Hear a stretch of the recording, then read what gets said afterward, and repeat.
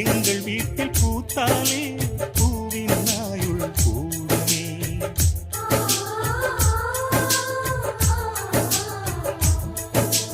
இரண்டு கண்கள் என்றாலும் பார்வை என்றும் ஒன்றுதான். உருவத்திலே தனித்தனிதான், உள்ளம் என்றும் ஒன்றுதான். ஒரு சேவல்தான் நடை காத்தது, இந்த அதிசயம் பாருங்கள், கண்ணனை வாழ்த்துங்கள்.